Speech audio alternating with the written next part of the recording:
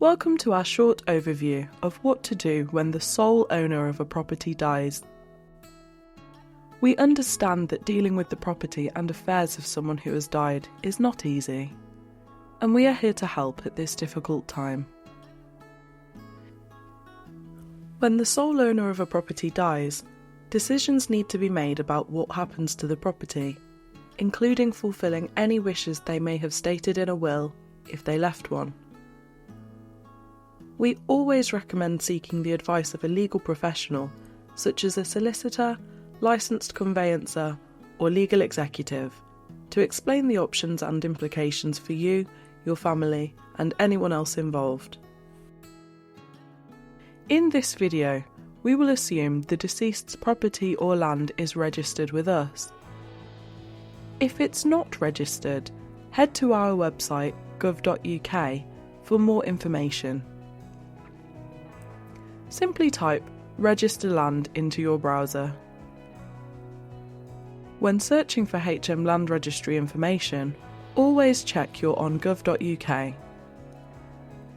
The first thing to do is to find out whether the deceased was the sole owner of the property or the joint owner of the property.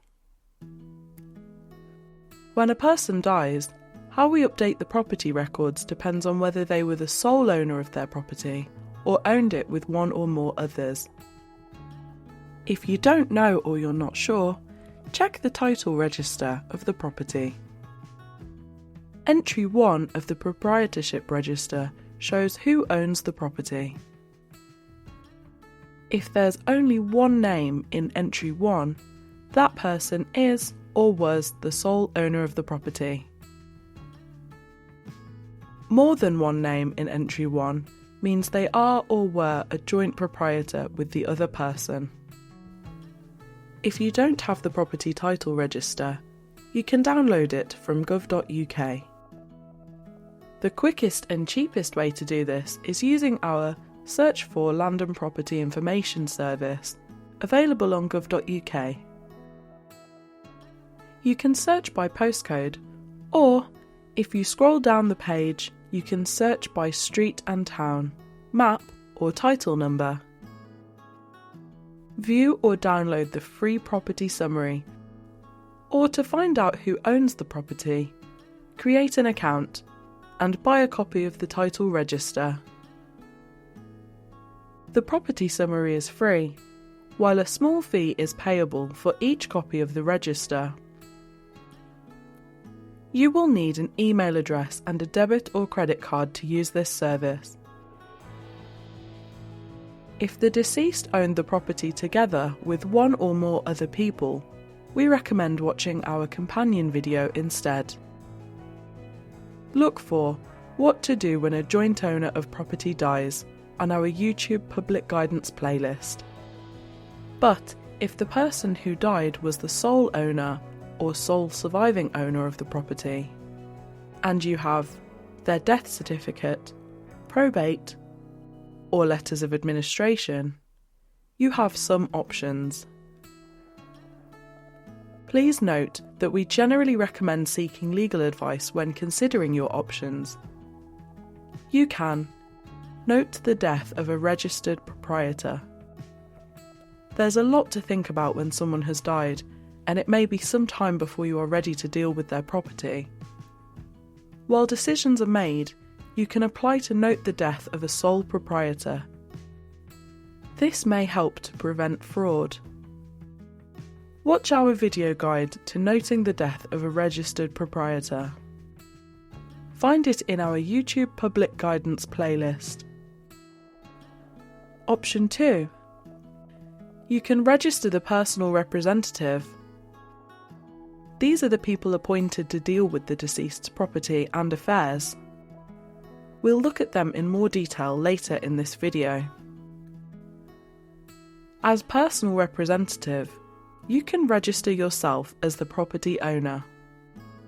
Once registered, you can transfer or assent the property later when you're ready. This is another way to safeguard the property against fraud. Watch our video guide to registering a personal representative as the property's owner. You'll find it in our YouTube Public Guidance playlist. Option 3. You can transfer the property to the person or persons named in the will, the beneficiaries. We call this type of transfer an assent. If the person who has died made a will that left their property to one or more people, you will need to apply to assent it to them. In this case, watch our video guide to assenting a property to someone named in a will, which you'll find in our YouTube Public Guidance playlist. Option 4. Finally, you can transfer the property to someone else, a third party.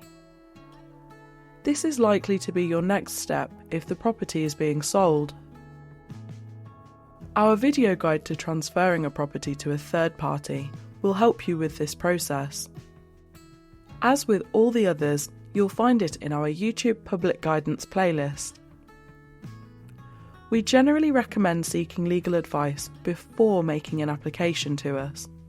But if you are dealing with the estate of a property's sole owner who has died, and you want to make an application to us yourself, our video guides will help you.